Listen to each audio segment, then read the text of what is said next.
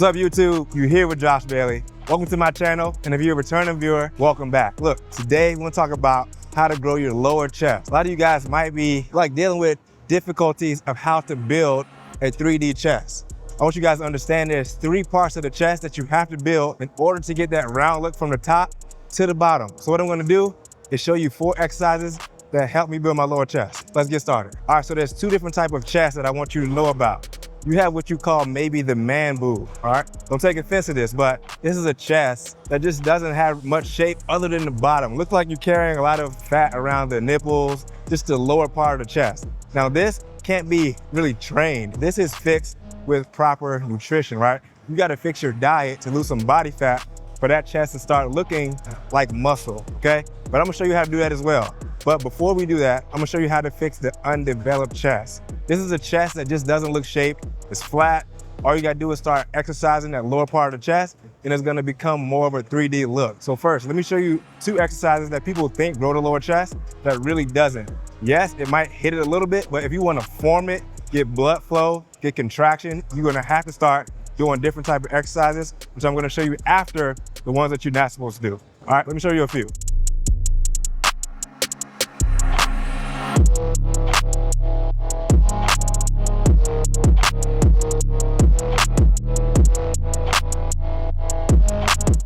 Decline bench press. It works, but it's not actually what we're looking for. The reason this is not what we're looking for is because we don't get no contraction, right? Again, when I tell you the muscle fibers are going in this direction, but the bench press is only going in this direction. This is not a good choice. Does it work? It does, but it's not what we're looking for.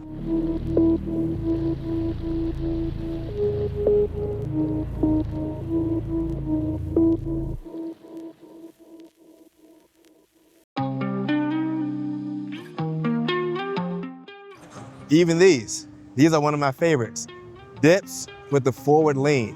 Targets the chest, but still, this is not exactly what we're looking for.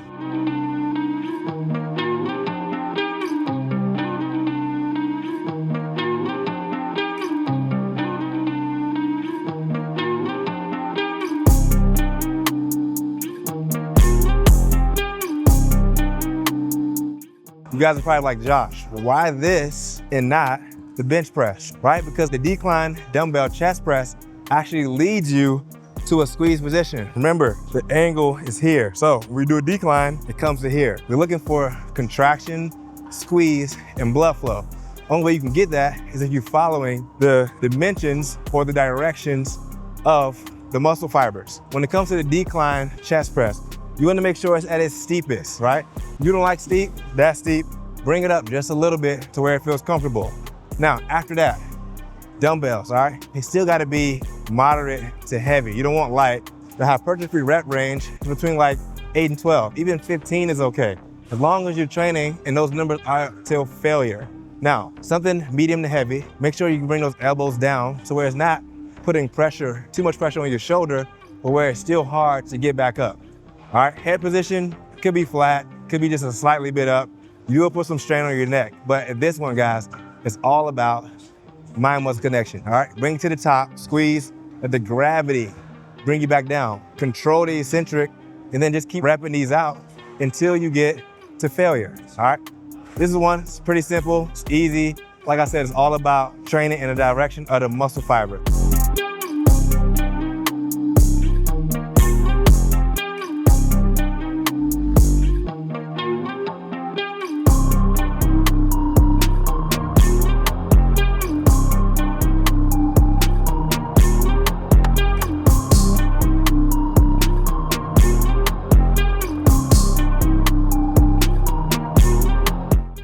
All right, guys, so this is the exercise that you saw me doing in the intro of this video. This is called the chest-supported high pulley cable fly. This is one of my favorites. This is actually the classic one. If you see me in the gym, you'll see me doing this mostly every other chest day, right? I do different variations, but this one right here is where I feel is the most effective. So what you wanna do is get you a bench. Put it at a 75-degree angle, right? Not too upright, not too low. You still wanna be in slightly upright position, but leaning forward just a little bit.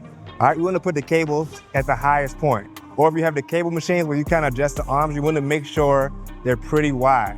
Now, the focus is making sure you get those elbows in, right? You don't wanna go here, you wanna bend those elbows so it's at a 45-degree angle, just as if you're doing a decline chest press. Now from there, your feet, all right under you. You leaning like this, guys, slanted, right? We're not leaning like this, slightly slanted, so everything right here in alignment, along with your feet, along with your chest, along with your body. Now from there, you're gonna see me press down, right? And at the bottom, I'm gonna twist. What we're focusing on here is the squeeze. When you get down to the squeeze, that's what gets the blood flow. That's what gets the contraction, which allows you to grow. A lot of times you're just pumping the weights, and that doesn't get, it gets you pumped a little bit, but it doesn't get that blood flow in the specific area that we're trying to target. So, as you watch me do these, guys, it's all about the mind-muscle connection. You wanna feel that contraction at the bottom of each rep, and make sure you squeeze, okay? Not too heavy. Right in the middle, you wanna get at least 12 to 15 reps of these.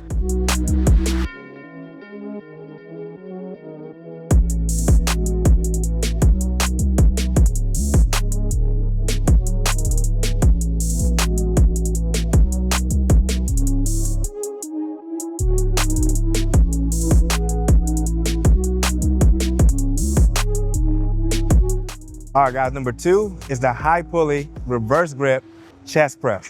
This one is a classic, right? It's very similar to the cable fly. The difference is we're going in the scoop position, right? This is a reverse grip called a supinated grip position, if you guys have never done it before. The reason I do that is because I like to switch grip position. You saw in the first one, we came to a neutral grip, right? Where my hands were here. Now we come to the reverse grip press where my hands are in a supinated position. We're also gonna do a exercise where it's just an overhand pronated grip, which is another variation of a grip position. One thing I want you guys to notice, I always switch my grip. It can be the same exercises, but grip position could change the dynamic of the workout tremendously. To set up this, what you gotta do, you wanna start off, again, high pulley cable, right? You want it at the top. You don't necessarily have to have it wide, but if you're using your basic gym and you're using the cables, they're gonna be pretty wide apart. Now, next, you wanna get good balance with your feet. All right, it's all about the balance. And like I said, you wanna make sure you're able to balance on both sides. Now, once you get your balance, all right, your chest position has to be upright.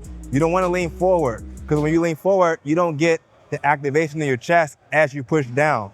A lot of you guys start hitting like the middle of the chest, and that can happen if your chest is not up. So you wanna make sure your posture is good. After that, all right, we're talking about the elbows. You wanna make sure your elbows are close to you, right? The more your elbows are wide, it leaves you with the possibility to get a shoulder injury. That's why you don't do super wide flies, because you leave your shoulders just out on the limb, right? Port your shoulders, bring your elbows in to a 45-degree position, and then when you push down, we're getting that squeeze, all right? It's all about the squeeze. Come all the way down, get that squeeze, and go slowly back up. It's always about the eccentric phase as well as the concentric. I recommend medium weight. Since it's a push, it's pretty much a press. And when you do press, you can go a little bit heavier than you can on just your regular fly. So add some weight to it, make sure you get good contraction, mind-muscle connection, and take your time, breathe throughout each rep.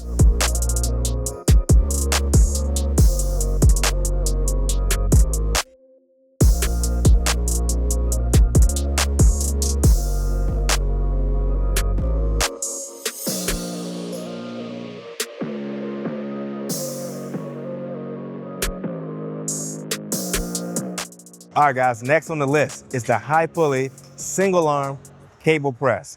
Why am I throwing the single arm in there? Because a lot of times when I go to the gym, there's only one cable that's accessible, and you gotta still not lose time and get something done. So the high pulley single arm press has been a staple in my training. What I like to do with it, right, is it's the same method as if you were doing a cable fly. But instead, the reason I don't like to just do just flies all the time, because I like to get a little bit more resistance when I'm training. So when you're doing a single arm, the first thing you have to think of is balance, right? You cannot do this without good balance. Once you get your foot position to where it feels comfortable, your core has to be tight. Now notice, guys, you have to do both sides on this, right? You have to be able to do your left foot and you have to be able to do your right foot, because both are gonna feel different if you're not using them. Next, once you get that foot position, core has to be tight. You're gonna feel a lot of it in your core. You might even think it's a core exercise, but really it's just a base or foundation of making sure you can target your chest in the right way. The same way you see me do most of these, I don't like putting my arm in a far position where I can injure my shoulder. So I still keep a good 45-degree angle when it comes to my elbow position. And then when I push down, I'm still doing a similar motion to what you saw me doing the chest supported fly. But this one is just single arm, no chest support, You just wanna bring that cable down. I twist it into a neutral grip position. The reason I start at a pronated grip position is because I like to feel like I'm actually doing a press. And just like I talk about those muscle fibers going in that direction, when you're able to bring it down and across, you make sure you target that lower chest area that we keep telling you to prioritize, all right? That motion means everything. So when you're in the gym, you don't have two cables accessible, go and do the single arm press. Trust me, it's different. It's something that you're not used to, and it still works effectively just like all the others. All right, guys, so that's it. If you wanna build your lower chest, you need to follow these 4 exercises. Can you still do the first 2 that I showed you and get results? You can. Like, I did these for many years, but as I started getting older and I just wanted to really get more contraction in my chest, I followed those last 4 exercises, and you probably never really see me doing definitely the decline bench press. Sometimes the dips, just because I like to get, dips. This is a classic, right? It's a compound exercise, one of my favorites. But follow these 4, guys. And if you need more help on your fitness journey, you wanna build more muscle, lose fat, be more confident, get more energy, just like some of these guys that you've seen me train over the years. They look like they do because they got guidance and they got understanding of how to actually train. So guys, I have my coaching link below.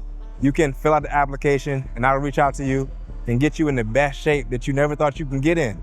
But you need guidance, accountability, and assistance. All right, guys, you're here with Josh Bailey. So if you haven't, make sure you subscribe, like this, share with a friend who needs it, and keep coming back.